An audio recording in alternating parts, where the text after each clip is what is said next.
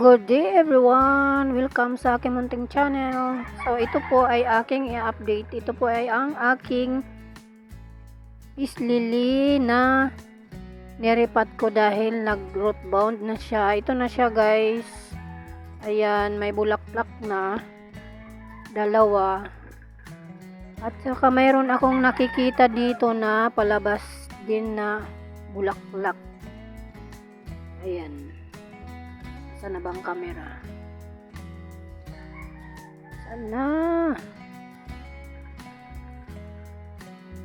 Agoy. Tagal.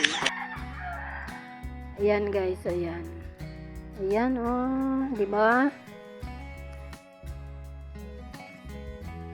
Ayan guys, di ba? Ano, pag dahon ang palabas dito, kulay green, light green. At saka ito, puti naman ito guys, kaya ang ano ko is bulaklak ito guys na lalabas. So bali tatlo ng bulaklak sila. Yan, sana marami pang coming na bulaklak kasi itong hinihintay ko talaga guys. Ayan guys, ay yan ang update ko sa aking peace lily. At isa pa, mayroon po ako dito i-update din itong aking ito oh, ang Queen of the Night, di ba? Nakikita nyo yan?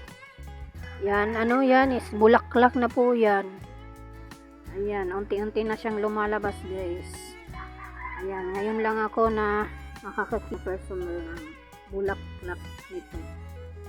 Itong hinihintay ko kasi pinar ko po ito sa kumari na namayapa na. So ito po ang iniwan niya sa akin na alaala. Ayan guys, i-update ko po ito guys hanggang sa lumaki. Yan, diba? Salamat naman at hindi nasayang ang pagod ko dito sa pag-aalaga. Kailangan ko ito guys i-update, silip-silipin araw-araw kasi sabi nila gabi daw ito bumubuka. Parang ano lang ba guys?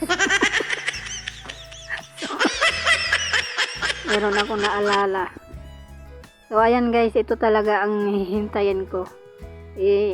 Unti-unti ko na itong inaano, binibidyohan paunti-unti hanggang sa lumaki, hanggang sa mag-bloom na siya guys. So kailangan ko talaga itong tutukan. Queen of the Night. Magbubulol na tayo. So ayan lang guys. So at ito ang kanyang na-propagate na dahon. Ito guys. So ayan, mag-tour tayo din sa iba kong mga halaman. Nag-update ko po kayo. Ayan ang nagmamagaling kong si Native Bamboo. Lucky Bamboo po yan. So ito na guys. Yan ang aking mga halaman. Yan. Lumabas na ang kanyang variegation guys kasi nakaano na ito sa araw. Dati hindi lumalabas yung variegation niya pala. Sorry. Ayan guys. Natatamaan na siya ng araw. Yung morning sun lang. At saka itong aking DIY. Yan. Maganda na siya guys. Ang aking peace lily na domino. Kung hindi ako nagkakamali dito. Sana tama yung pagka-ID ko. Ayan. Si domino po ito na peace lily. Lumalaban na siya guys. At yung aking forever rich, yan, very last na din yung ano niya. At saka itong papapansin na ano, ito din ang aking peace lily na Picasso. Ayan, sana mamulaklak na din yan.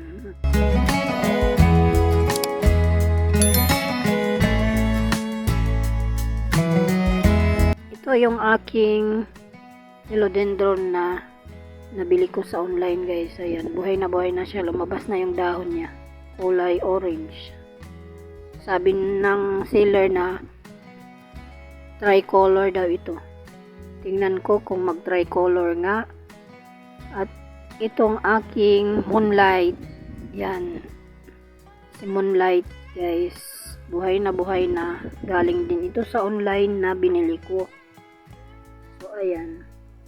Depende lang din sa pag-aalaga kaya kailangan talagang tutukan, anuhin yung potting mix nila. At itong aking nailagay sa kukupol bulol. Si Painted Lady.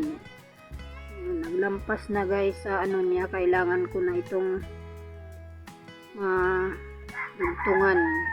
madugtungan ko na ito guys ng kukupol niya. Yan. At ang aking si Wave of Love, ayan, bagong dahon niya guys. Ito, makintab pa yung bagong dahon niya. Laki na, mahaba ang dahon niya. Maganda na. Yung galing ito guys sa yata, sa Bohol. Yan, galing ito sa Bohol. Yung pumunta kami sa Bohol. Yan, bigay lang yan sa akin guys. Ayan, itong aking mga nailagay sa kukupol. Ito, bagong dahon niya. So, pasensya na kayo guys. Ito rin ang aking Adansonii Ay. Yan, mahaba na. Ayan, at buhay na siya guys.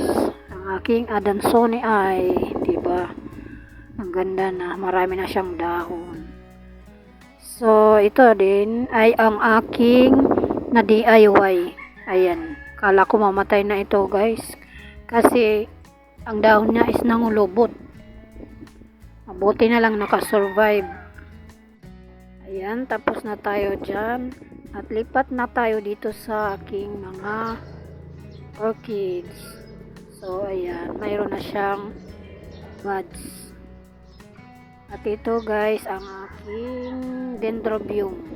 Dati isang stem ba o ewan ko anong tawag doon. Dati isa lang, ngayon nagtatlo na. So, effective guys ang aking ginamit na fertilizer.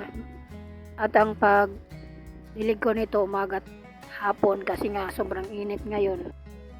So, ayan guys, ang aking konting update sa mga halaman ko.